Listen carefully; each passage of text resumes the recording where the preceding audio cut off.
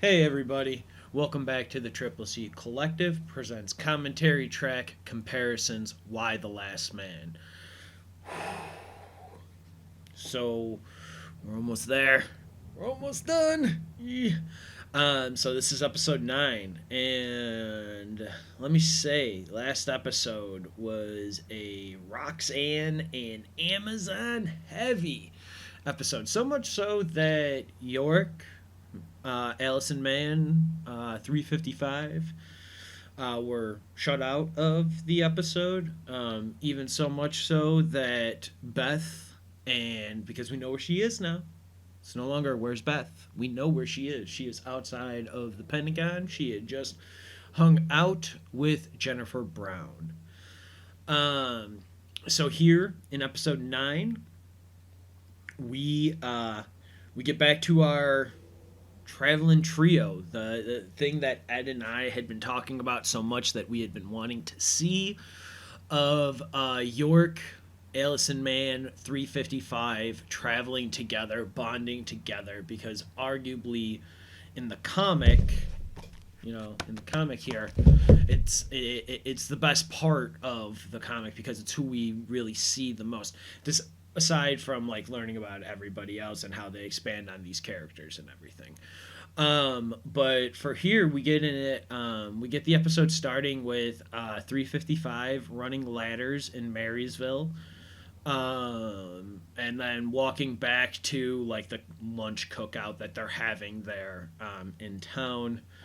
355, of course, is always mad and angry, telling Allison Mann and Dr. Allison Mann and York that I told you not to leave. You're supposed to be there, whatever. York, of course, is worried about 355 and is like, I thought the doctor said that you should take it easy. Doctor got 20 years, got 20 years for dealing fentanyl.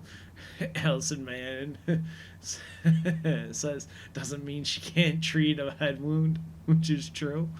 Uh, so it was interesting. It started out pretty fun and ooh, excuse me. And so then we also get like York York asking 355 to dance. Sonia clearly jealous of that. We get Allison Mann kind of coming in hot on this woman Dominique, finding out that like you just with Dominique you just got to say hi. And Dr. Allison Mann's like, do I look like somebody who just says hi? Which is really interesting. Once we get I'm just laughing at my note that I made here. The music choices were really interesting. The like cookout scene opens with like in the club, and then it switches to Scrub, and we also get the switch to Scrub right after York does his like mansplaining to Dr. Allison Mann and 355 and Sonya, and it's shut up, York. You're out of your league, man. Okay. Um, but then we move inside a house. We get 355 making a sandwich. Sonia walks in, puts a tracker that we've seen previous in like earlier episodes that go green when you match them, red when they're like blinking or whatever, and Sonia calls out 355 and it's like, what is this? Like, why do you have this? What is it? And like, there's a bunch of really great jokes. Oh, it's a vibrator. I don't know. um, but then 355 grabs a big old butcher knife and starts like cutting off the crust, like chopping off the crust of her peanut butter and jelly sandwich that she was making. And Sonya's like, "Oh, is that supposed to be me? Am I the sandwich here?" It's a great little bit, and the tension is cut literally, no pun intended, or maybe not literally, no pun intended, whatever. I don't really know. But it's broken by York coming in with a joint saying that Janice says every household gets one a day, and today is like this household's like this household's one. So I'm just like, yeah, let's go. Um, so and during this time, even the conversation with like Sonya, and at the beginning of the episode, 355 is having like flashbacks to what is later kind of seen or revealed with the same woman showing up in in these flashbacks of of these flashbacks of 355 and of early recruitment. You can only assume that this is after the crash, because after the crash that had like taken 355's parents, because when we meet the in one of the flashbacks we see a woman who we later see later on, who can only be assumed is her mentor, as Ed assumed earlier could be 7-Eleven, and or Fran, as they were calling her in the show. We don't really know. We haven't been really explored personally as like seeing a physical form. This is our first time of seeing her in this series, so it was really cool. Um, gave a little seeds of like planting of like, ooh, what could this be? What could this lead to? Because we only got one episode left. Y lives on, and so again, this is episode 9, and it does a really good job because all of this is happening all before the title sequence. Then we get the title sequence. Excuse me. We get the title sequence, and then we get some time with the Amazons. We get a really weird introduction to where they are. We get Hero walking through this hall of like all these male voices, and they all just kind of seem to be like shouting, layering on top of each other. No real like rhyme or reason to them, and it's pretty cool in the fact that like she walks out of it and it's like a remembrance hall of like clearly all these different kinds of recordings are playing through this abandoned warehouse, so they're all like kind of echoing, playing off each other. It was a really neat, like interesting scene to get there, or to start with like the Amazons and like Hero and like what's going on. You see a woman with a shirt that says did you see a man, which is interesting. Excuse me. Ooh, keep burping. So from there, we get the weird breathing again, but we see Hero along with a couple of the other familiar Amazons that we see. Like Athena is one that Hero walks up to, and Athena shoots off then. Runs off back to Roxanne, Nora, and the rest of the Amazons, letting them know, like, hey, Nora was right. These people are weak here. It's only a remembrance hall. We can take them. Nora tells like Roxanne, like, hey, like, get them. Like, we gotta take all the food. We want food first. We want to eat tonight, and continue to live, continue to move on, continue to fight another day, basically.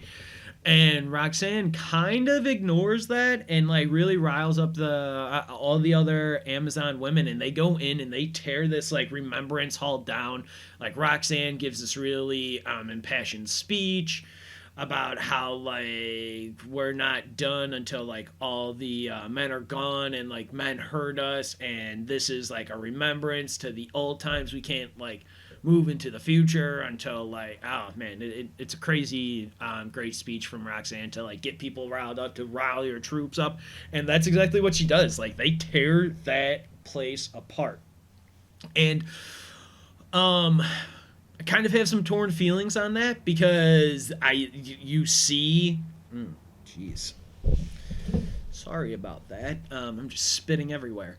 It's kind of a hard I kind of have a disagreement with how Roxanne and some of the Amazons like do like that. Like tearing it down, fine. I'm not like arguing that that's their own prerogative, but I'm really in like team like Nora here, because like Nora stops like Athena from breaking like destroying all the food. And it's like she calls her Laura. Actually, Nora calls Athena Laura. Like, leave the effing corn pops alone. My name is Athena, and then she's off. It's really interesting. Because like I'm with Nora on that. Like, in like not what why like Athena, why are you destroying things you guys could be eating? That like I know it was cereal. It's not super healthy. You don't really get nutrients, but I guess it's like better to eat something than nothing. In that case, especially like the way that like Roxanne has now like kind of convinced them, because like that's the other thing, seeing Roxanne, like seeing Hero and a couple of the other Amazon women like be in there, be scouts, because Hero tells Athena, who tells like all the other Amazon women's like how many people are there, how many guns they see. And like it's really interesting seeing them now living this nomad life after the end speech that Roxanne gave at the end of episode 8 last week. Like throwing like you're really kind of seeing that like that talk be put into action here, and it's definitely really interesting.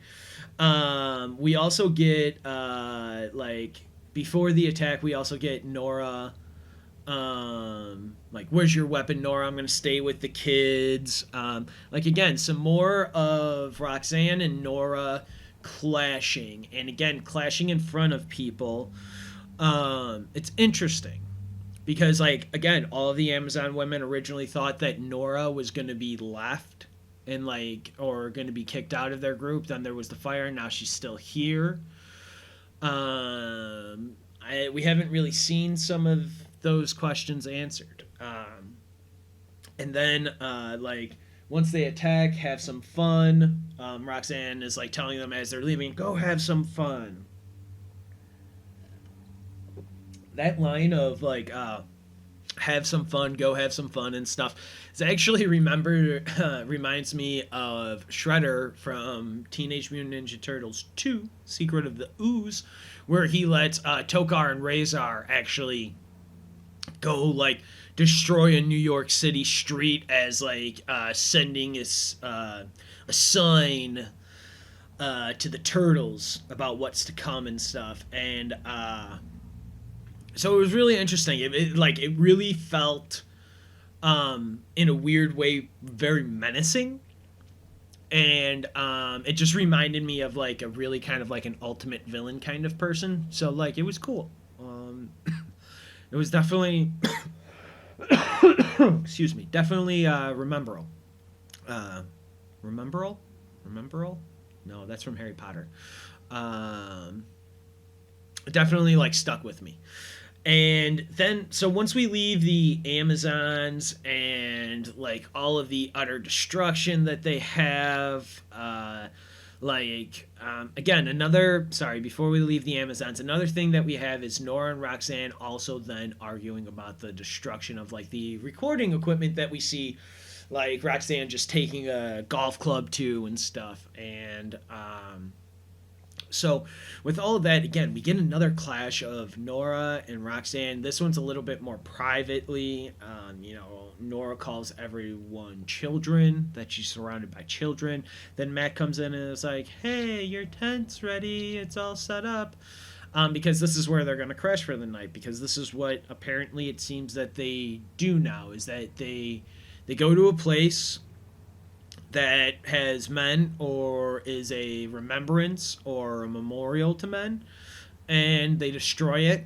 They take their tents and stuff for the night and the food and stuff, and they stay there for the night, and they move place to place like this really like nomad like tribe like crossing the country, yeah, it's cool. It's really interesting that like we get to see this too, because like again, we kind of see a lot of that in book 2 here.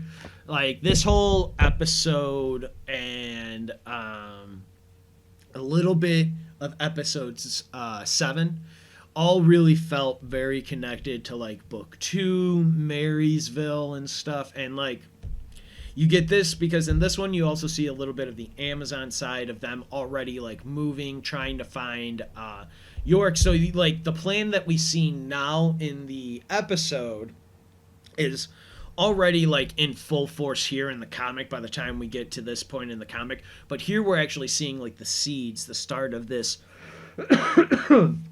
of this plan of what they're trying to do. And it's really cool because you don't really get to see the true full-on origin of it, like living with the Amazons, that you get like in a TV show that you get here. So it's actually a really neat comparison from the comic to the show that we get here, and I really like it. I really liked what they did here. And then we get some really great stuff now after we leave the Amazons. Not saying that the stuff with the Amazons or the stuff with Marysville wasn't great so far or anything like that, but now we get some really cool stuff with like we get the Pentagon Papers, or like what I put in my notes is the Pentagon Paper Plague. Because like now we get conspiracy, like it all kind of rings out and comes true, and that's really what happens here. You know, like every kind of like little secret and like stuff kind of comes out and is out in the open, and like we get it, we really get it all.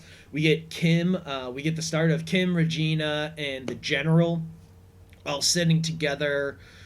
Talking about how they're basically pushing Jennifer Brown out of power because they've got this evidence and it's like unmistakable, undeniable.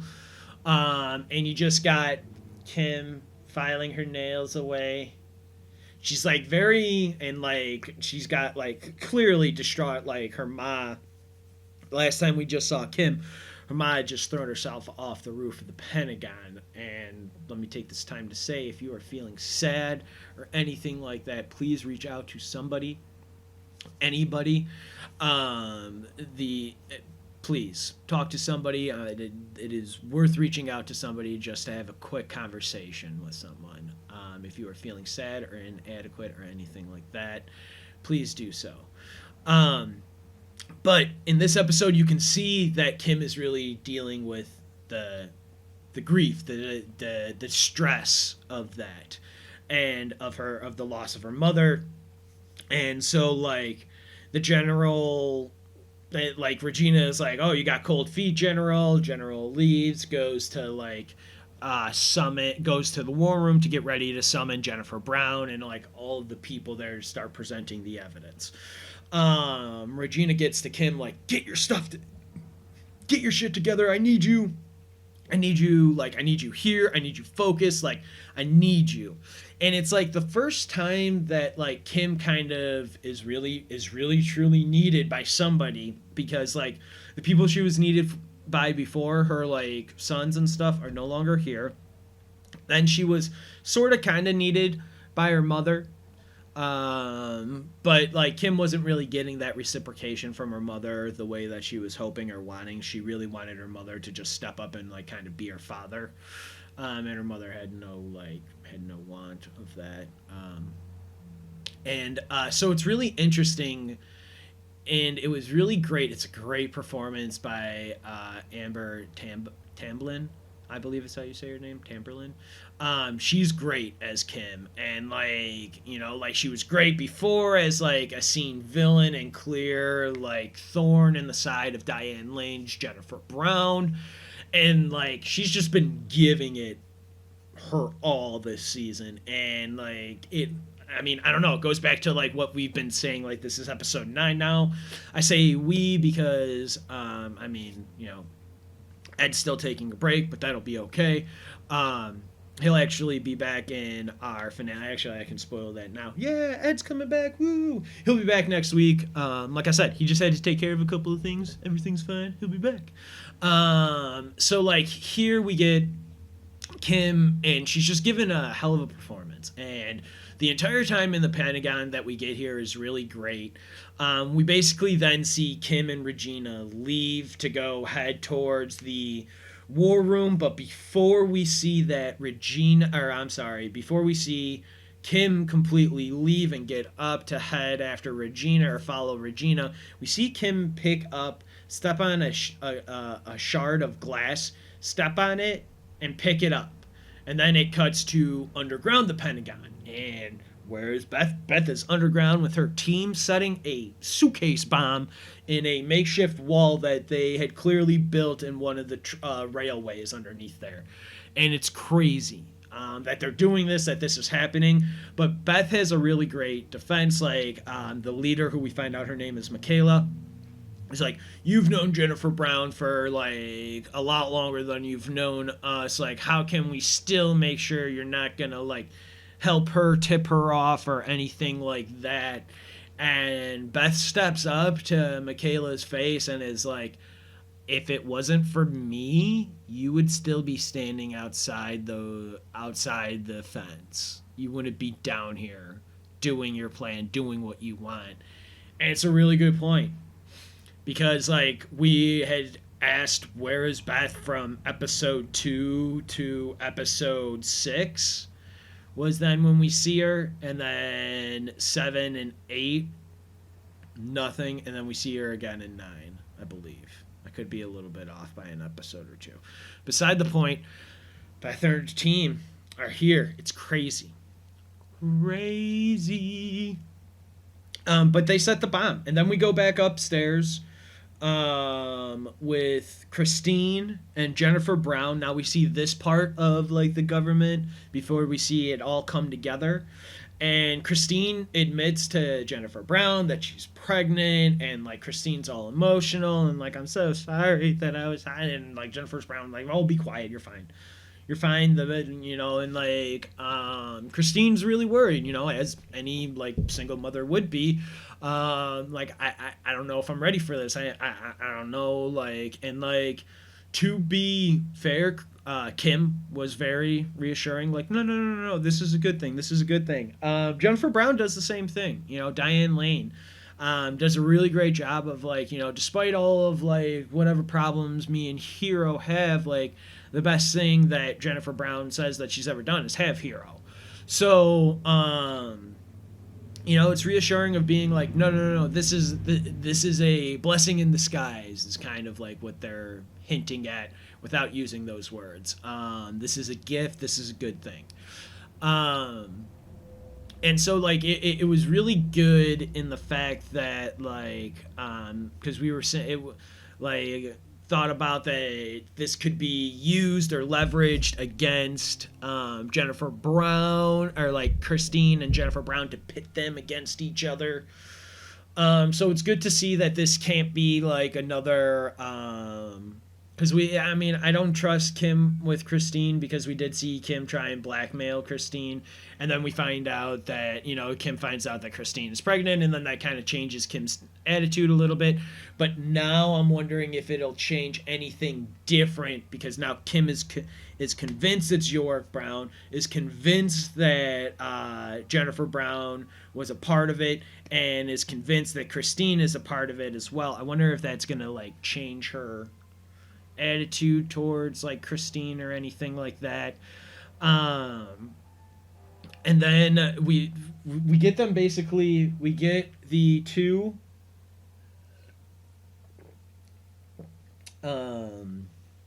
women in the army. I don't necessarily know what their designations are, privates or anything like that, but we get them and they're escorted. Jennifer Brown doesn't recognize them as her usual people that escort her, or like Christine or anyone in her like circle anywhere.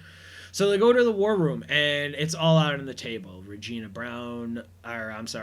is calling out Jennifer Brown. Kim is also calling out Jennifer Brown about lying, making Marla crazy, making her think she was crazy. Thinking that they had hid York away, and like Kim is very upset that they just let York go. He's the humanity's last hope, and you just let him go meander off with like somebody. How do we know he's safe? How do we know what's going on? And like Jennifer Brown admits it all. She says like Christine had no idea, which again, Kim goes after Christine again. Like, Kim, First, I think you're, just a mean-spirited person. And then you're pretty kind to Christine. So I think maybe you're not that bad of a person. But then you go after her again. And, like, Kim, you know she's pregnant, too. Like, that's just mean. Everything you were doing is just mean, Kim. It hurts. It hurts.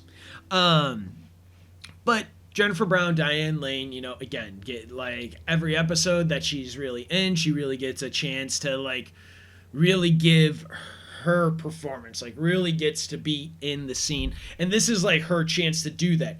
She puts it all out on the table for them. She lets all of the other women that she was lying on, there's a great line like, it's hard to keep a circle closed when you're the only one in the circle. And basically, like, like Jennifer Brown, Diane Lane says that she has to make some really hard decisions, some hard choices as president. And, like, you hear somebody say, like, no president should be saying that, like, in regards to lying about, like, keeping a secret. Like, there is actually one man alive. But Jennifer Brown spills it all. She says that York was actually alive. I thought he was dead. He was brought back from New York. Oh my God, he was in the building. The conspiracies are true. Like, oh my God. So they all agree that Jennifer Brown needs to leave office. Can't be leader anymore because of all the conspiracy and how this is going to turn out in the world. Like, there are so many people like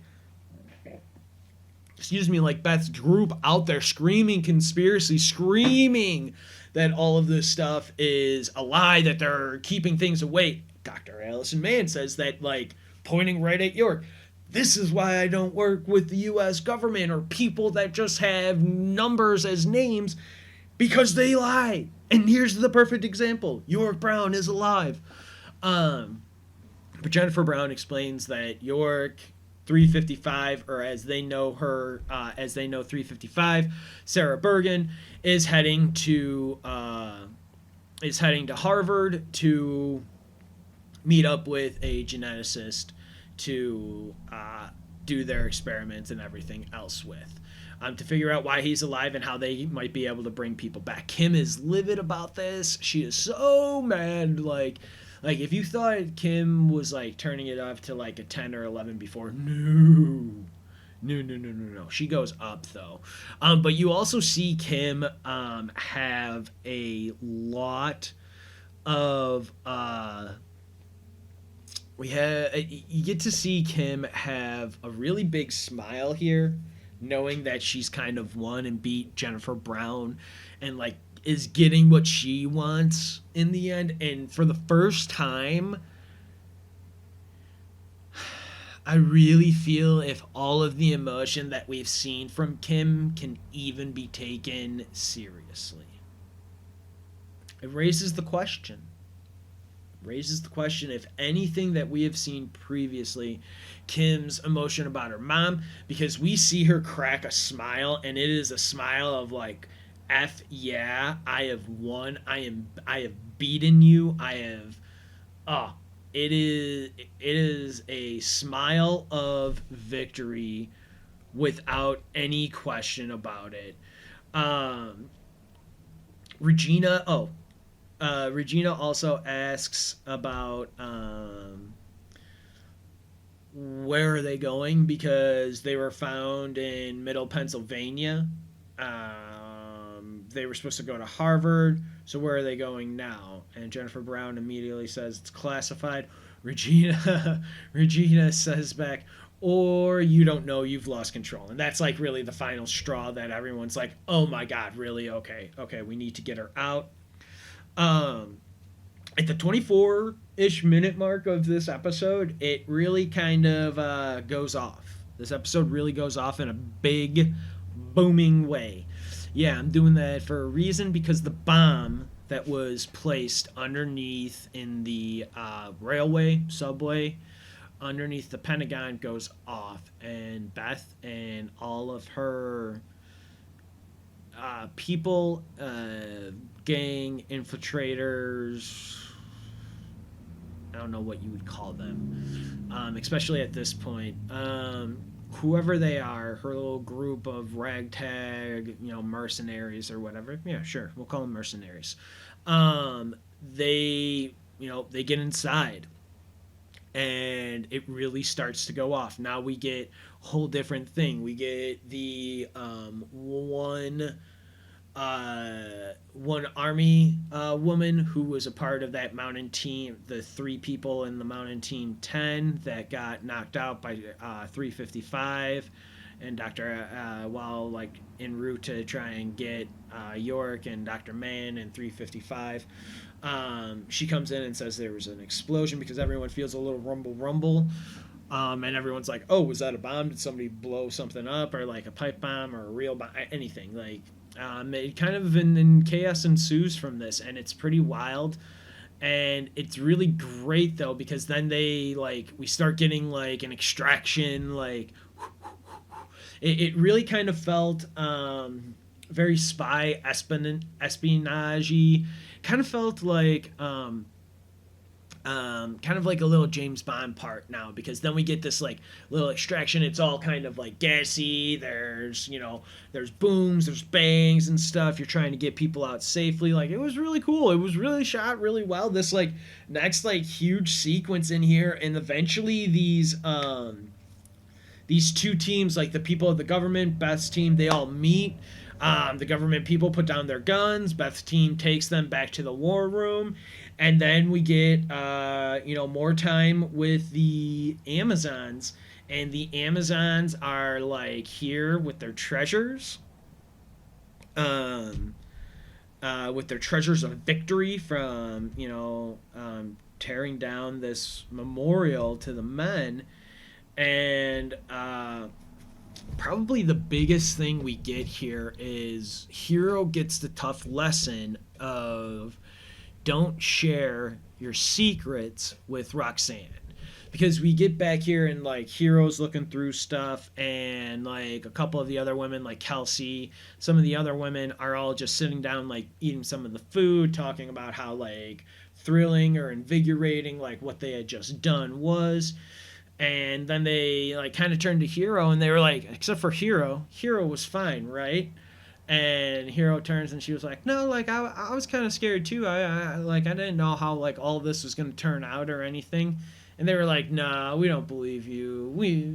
You were fine. We saw it. You've done stuff like this before. And Hero was like, what? And then I think it's Kelsey who says, your boyfriend. And that's where it hits. We get a cut back to Hero, and that's where it dawns on Hero that something she's never shared with any of these women out here, but she has shared with Roxanne, wasn't safe between her and Roxanne. Which is interesting, which like immediately made me think of Nora, which is funny because like if I'm gonna say anything, like Nora then comes up after this, like all the women disperse like to go find like whatever other things, tents, food, other treasures from like their little raid here that they've done, whatever else they can take and find. And then Nora comes up and starts looking through her own stuff to like to take her own goods, her own booty or whatever from this raid. And Nora kind of has a really great bonding moment with Hero here. And Nora lets Hero know that, like, you can't tell Roxanne anything. Nothing's sacred to her. Nothing you say to her will stay with her. And Nora tells a Pepper story, which is actually really funny because you hear her husband leave her a message in this like memory hall, or you're meant to believe it after hearing it, because there is a guy earlier when Hero is walking through the hall that says like, honey, you just wrote peppers down on the list. They have green and yellow peppers. I don't know what they are. And literally right now, Nora is saying that, like, I just wrote down peppers. Make an effing choice like I did, putting peppers down on the list. And, like, it was really interesting. And it wasn't until, like, the rewatch that I really caught that there was a guy talking about peppers. And then it was like, oh, my God, that's probably somebody found a recording, because in theory here we're I mean, like I don't know. Maybe it's somebody else who has it, because that's actually a really good point. They're pretty far away from like where Nora's like home would be, so like that would be kind of hard to get unless people just took that stuff from like raiding her home and just like left it here and traded it here. That can make sense as well. So maybe it's not really her husband, but it could be. I think you're meant to believe that it is her husband in there earlier, and then like when she's telling this story to Hero is like the confirmation of that. But it's a really great moment. Nora also admits that, you know, like she was still hungry for something like before. Like she had the husband, she had the kids, she had the job, but she still wasn't necessarily fulfilled all the way. Um, she was still missing something. She was still kind of like angry about something. Like I don't know. She couldn't really. She doesn't really go into it much more than that, other than then explaining that the only reason her and her daughter Mac, Nora and Mac, are still alive and have made it this far is because she's so angry, and she has such an anger behind her that is just driving her. And it's a really neat, interesting thing, because then Nora ends with like, you shouldn't share your secrets with Roxanne because they're not safe with her, and then Nora just kind of walks away. And you're reminded of this, and it's really interesting, of Nora and Hero having this like moment, because again, nobody, including Roxanne, has come up to Hero asking Hero if she is really Jennifer Brown's daughter. Nobody. The only two people in this group of Amazons, or who were a part of it now that, you know, Sam is left, we saw that last episode.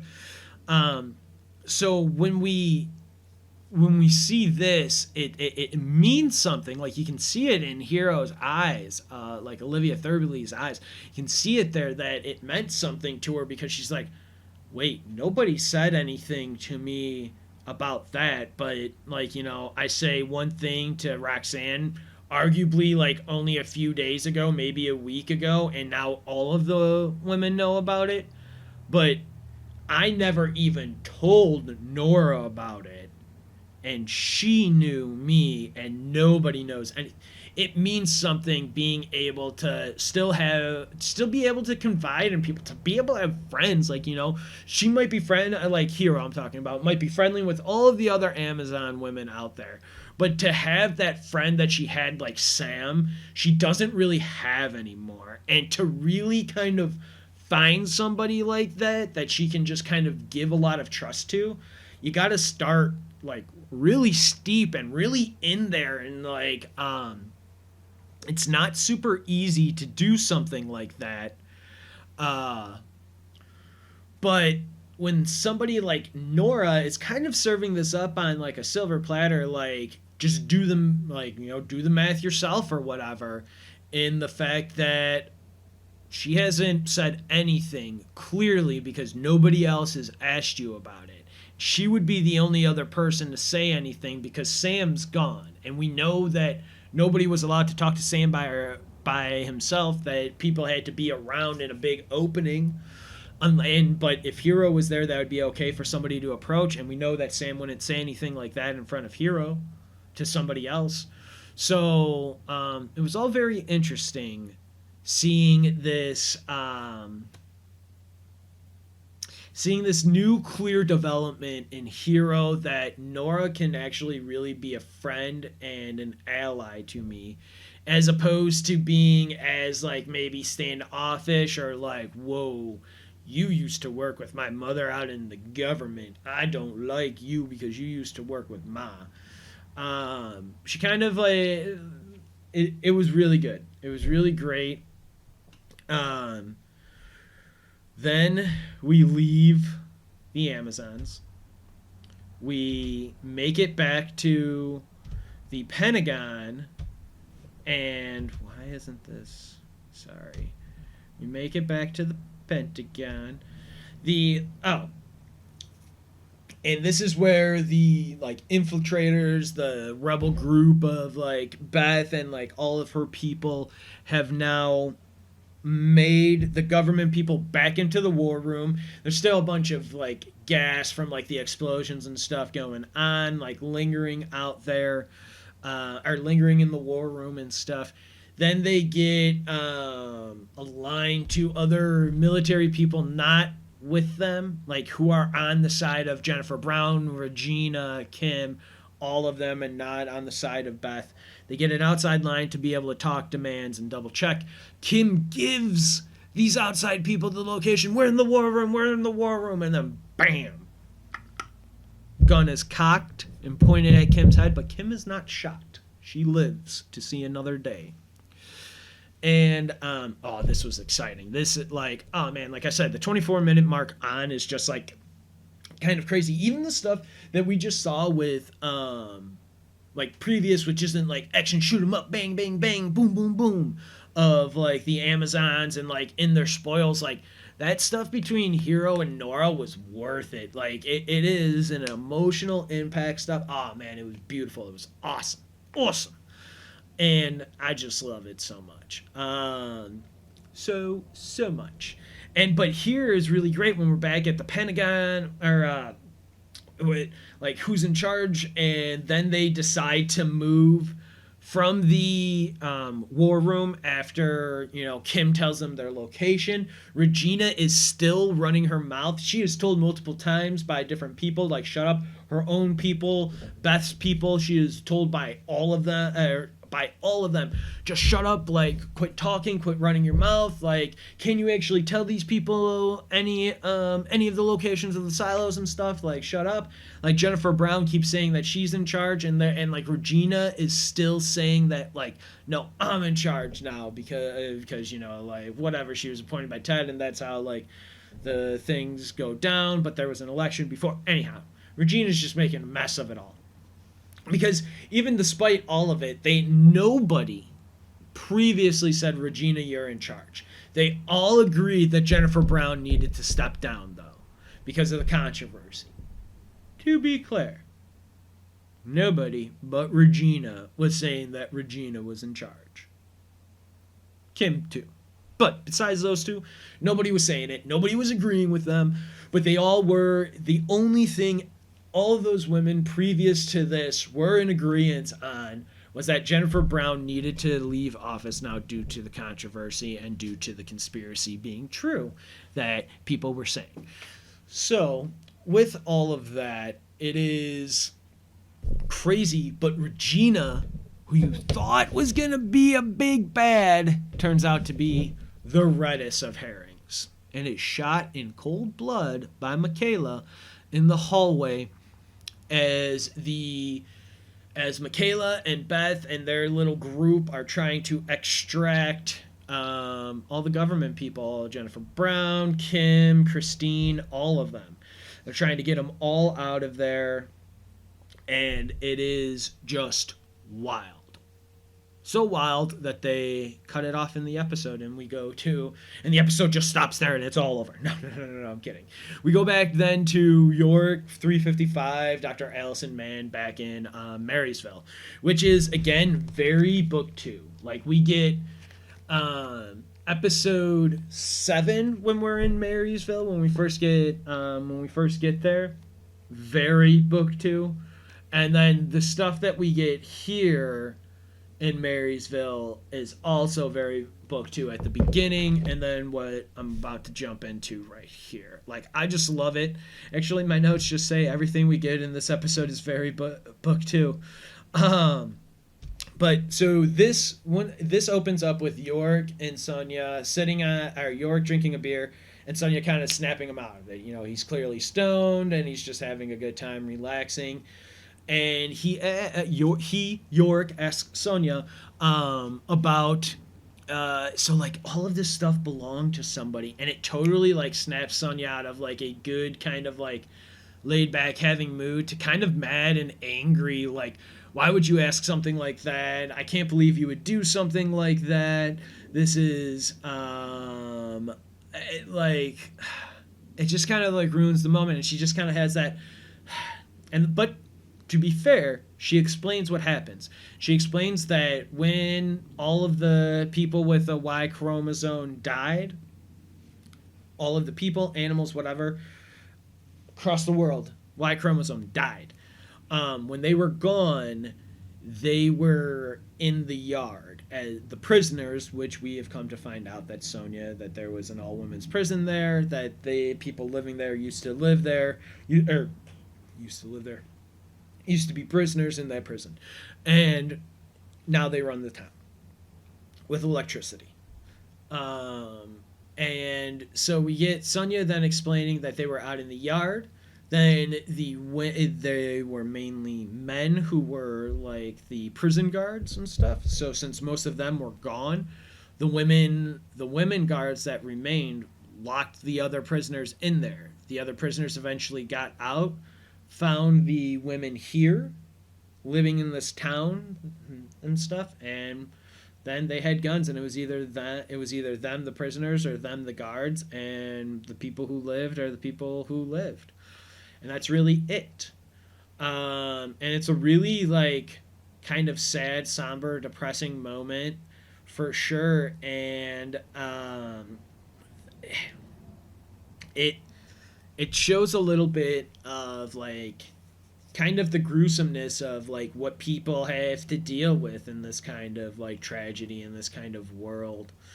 Don't want to say post-apocalyptic, but it is kind of apocalyptic. It's definitely a post catastrophic event world for sure. We can say that. I think that's probably safe to say. Sure, right? Yeah, why not? Nobody's talking back to me right now. Ed will be back next week. I'm super excited. Um, and so yeah, then we get a little bit of 355 and Dr. Allison Mann, kind of bonding here. 355 still kind of having headaches, a couple of flashbacks in this scene with her and like kind of her recruitment. 355 I'm talking about. And then Dr. Allison Mann, we see she takes off a shirt. We see that she has some wounds on her belly, which again alludes to kind of like in the comic, in the book here, that she actually had this is book 2. That's kind of mentioned in book 1. You actually see Dr. Allison Mann pregnant with a child in the first comic, or in the first, not the first comic, the first trade paperback, or book 1 of Why the Last Man. And like here with the wounds there, she explains that, I do experiments. I don't always have willing participants, so sometimes I got to do it on myself. And so, like, again, that really, I think that's kind of like if anyone up to this point who had read the comic was unsure, because we saw the crib earlier. So that for sure should have been like, oh, that's like straight up out of the comic. And we even called that out. That it was like, oh, in the comic they see like an empty crib. And in here, in the show, we also saw an empty crib, Dr. Allison Mann's apartment. So, like, you can only assume that, and with the marks on her belly now, you can only assume at some point she was carrying a child. And so, like, again, this was like, one thing that I've loved about the show is that it's really honored and really done a really great job of like picking and choosing the right things to just pull directly from, and the right things to kind of either string along a little bit like taffy, or kind of just give us little snippets, like little bits, like little pop rocks, like little pops and things here. You take a little bit, bam, bam, bam, bam. You get these little great things. And so, like, I this is why lives on. This has been a really great show. I've really enjoyed doing the comparisons, especially like having Ed to bounce ideas off of. I know I've been by myself the last couple. I hope you guys still like it, because I wasn't gonna skip any episodes. Definitely wasn't gonna do that. But we have a really great moment of 355 and Mann bonding over Dr. Allison Mann trying to investigate Dominique, who we saw earlier saying, like, Dr. Mann, you just have to say hi. I'm not a high person. And it's really great. and it's really awesome because Allison Mann thought maybe earlier that 355 might be interested in her, and she really wasn't. And it's kind of even alluded to a little bit more with what Sonya and Dominique talk about earlier in the episode, that Sonya is jealous of the clear connection that York and 355 have, even if those two aren't necessarily aware of it themselves, which plays exactly like into the comic. Like they allude to this chemistry and all this stuff, like it's great, and like, but the thing that makes it so real here in the show is no doubt the writing and the execution of like the direction of everybody involved, from Eliza Clark, her whole team, directors, writers, all of you are doing such an excellent job. But it all comes from, I think, picking the right cast, which is something that we have said from day one, that this cast was just, that everyone was just cast phenomenally for their roles in this show, and these actors and just continue to blow, like, rock your socks with what they're giving you, because the like 355 does not work if you don't believe Ashley Romans. If Ashley Romans isn't knocking it out of the park week in and week out, you don't believe that she's some special agent that for whatever reason finds York kind of charming, kind of likes him, likes the silliness of him, makes him laugh. It, like, all I can think of that is the relationship of Jessica Rabbit and Roger Rabbit and Who Framed Roger Rabbit is, you know, Eddie Valiant asked Jessica Rabbit, so why are you married to him? He makes me laugh. It's very clear, or at least, like, I don't know about very clear. They're trying to show that it's clear that, like, that's the only reason why, and not the only reason, but that's probably the reason why she finds York charming, because she laughs at him, like, whether it's with him or at him, that can be discussed later. But, like, I think that's what it is. So, like, I would really like to see a second season of the show, and I'm really excited to see how they end this first season. Why Lives On. So again, with the flashbacks, which are weird, we get who I can only assume, again, is Fran, that, you know, who Ed and I also agree with is probably 7-Eleven if we get a season 2 and 3 later on. And we get, like, flashbacks of her. Ashley, or 355 had just done something, and she's kind of, like, breaking down almost emotionally in this, like, room. It's kind of like a medical, like, doctor's office waiting room, but a little bit bigger and a little bit more, we're going to experiment on you, probably with illegal tests and stuff, like, probably. That's what I got from, like, all of this here, and these, like, quick little, like, snippet flashbacks and stuff that we got. We then, you know, like, we get 355 and Mann, like, really bonding with 355, tossing a t-shirt to Dr. Allison Mann saying, wear this, and it's, like, a really oversized t-shirt with a picture of a woman wearing a bikini on it, and it's really funny. Because they both laugh, like, it's just like, haha, okay, fine. And it's really sweet. It was really nice. But we also then get 355, you know, sneaking off a little bit. And we get her sneaking off and breaking the tracker that Sonya gave her earlier, that 355 put in her back pocket when York came in with the joint. Then we get a cut back to the Pentagon. We have tear gas and chaos.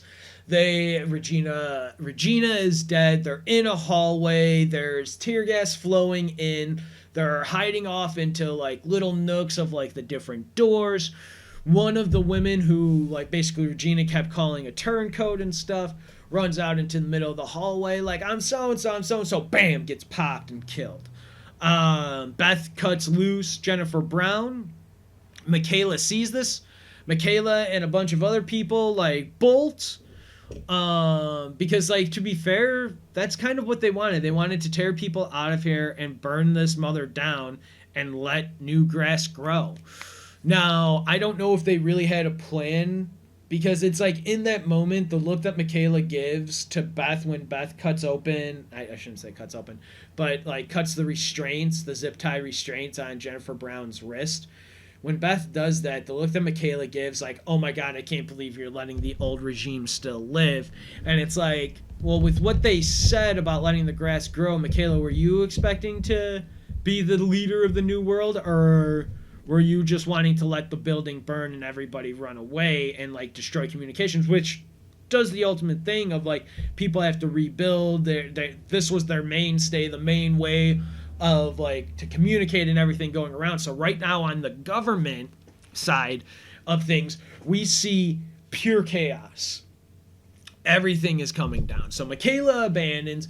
Jennifer Brown and Beth go one way. Then we've got Kim and Christine going another way. And it's But we leave Jennifer Brown and Beth really quickly and we stick with Kim and Christine. Kim and Christine are going back through some tunnels. We got some pipes and stuff.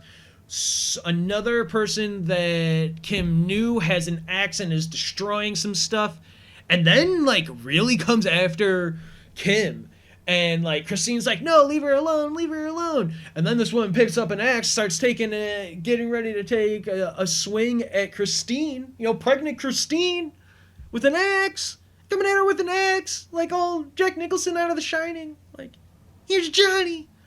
At her, and then we get Kim coming in to the side with that shard of glass that she picked up earlier, and like. Kim stabs this woman, she drops the axe, and then like the woman starts to kind of go after Kim, and then Kim's like, step, step, step, step, step, step, step, step, step, step, step, step, step, step. And like gets her a whole bunch of times and like goes down, and Christine's like, oh my God.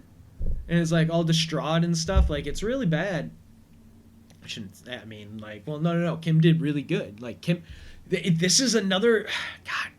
Kim confused me. That's why I love the character. Because, like, I love her and I hate her. And I just don't always know how to feel about her. She's complicated. She makes me think. That's all I got to say about that. But, so, like, Kim and Christine then seemingly move on from this. Then we get the Amazons, and then we find out what they really are going to do. They're going to track down, like, Roxanne gets a notebook that has a sighting of every single man that some person wrote down in a journal. It's hundreds of them. That is Roxanne's basically, like, this is her Bible. This is her game plan. This is what she's going after. She wants to make sure that they are able to kill all the men. Because men hurt Roxanne. And there can't be a new world without all remnants of men being gone. And Roxanne says this to Nora. And Nora's really, like, against it, like, that's stupid. We need to find a shelter now. We need to find some food and some place to live. Like you know, like, we need to find, like, home bases for this stuff. And Roxanne's just like, nope, don't want it. But Roxanne talks to the woman who is wearing heavy, did you see a man t-shirt? She says that a man in a gas mask with a bodyguard shot her sister in the leg, and her sister can't walk now. So this woman in the t-shirt is looking for them to make them answer and pay for her sister. So they take a picture. Nora hands it to Roxanne. This is what we do first. You're right. This is what we should do, though, because they're hiding this dude in this town with electricity. So it is a place that, in theory, Nora's trying to be like, we can make this a real home base for us, and we can send people out across. And then they can come back, is what Nora's probably going to try and lead to. Because once we get out of that, It ends with Beth and it ends with Beth and Jennifer Brown, and Beth just pointedly looks at Jennifer Brown and is like, "Is York alive?" And Jennifer Brown says, "Yes." We get a look of shock on Beth. Episode ends. Oh man, what an episode. What an episode. It was so good. So good. So what I'm really excited for is Ed will be back for our finale. And in our finale, we might announce something else cool that he and I are going to do for Why Lives On. But we will discuss that next week. This is episode 9. I am Jimmy with the Triple C Collective. Thank you for joining me on this commentary track comparisons, Why the Last Man, for episode 9. This is book 2 of Why the Last Man. Go check out Why the Last Man. It's still streaming on Hulu under their FX tab, or you can just search Why the Last Man. I'm really enjoying this show. I really still love the cast so much. It was perfectly cast. They are giving amazing performances.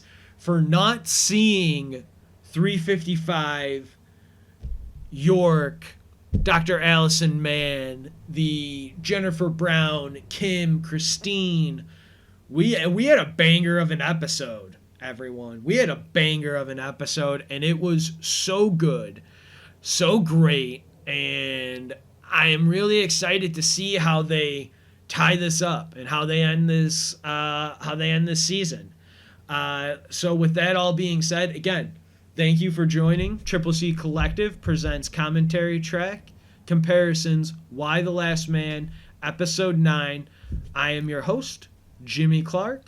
Thank you. Stay safe. See ya.